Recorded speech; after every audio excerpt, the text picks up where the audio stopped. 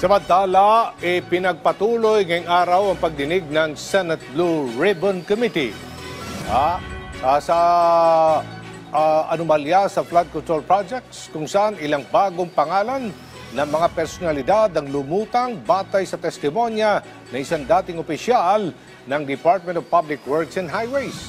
Si Gab Villegas sa Sentro ng Balita, live.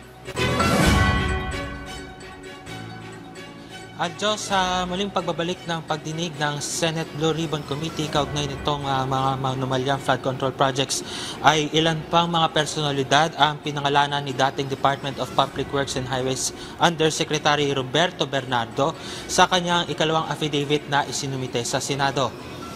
Sa pagdinig na nagsimula kanina pang umaga, idinetalye ni Bernardo kung paano tumatanggap ng kickback ang ilang mga mambabatas.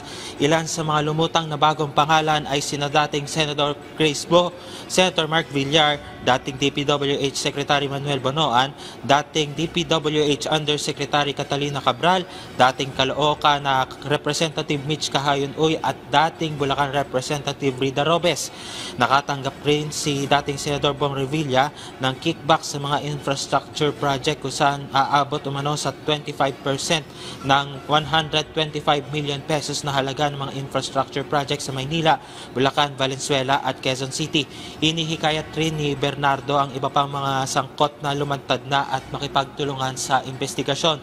Adyo, sa mga oras na ito ay nagpapatuloy itong pagdinig ng Senate Blue Ribbon Committee kaugnay nito mga maanomalyang flood control projects. Nandito rin sa pagdinig ang mag-asawang Curly at Sara Diskaya kung saan kanina ay sinita ang mag-asawang Diskaya dahil hindi na naman nila dala itong ledger na naglalaman ng pangalan ng kanilang mga nakatransaksyon ng mga opisyal ng gobyerno. Dahil dito ay pinag-utos ng komite na kunin inutusan nila si Curly na ilabas ang ledger at sinamahan pa ng Senate Security itong si Curly Diskaya patungo sa kanilang bahay para kunin ito. Hindi dumalo ang mga mababatas mula sa mababang kapulungan at ayon yan kay House Speaker Faustino D. Nais nila na maiwasan na magkaroon ng prejudice sa nagpapatuloy na investigasyon at sa magiging findings ng Independent Commission for Infrastructure. Ayon naman sa abogado ni kabilang rin sa mga hindi dumalo ngayong araw sina dating House Speaker Martin Romualdez at dating Ako Bicol Party List Representative Zaldico.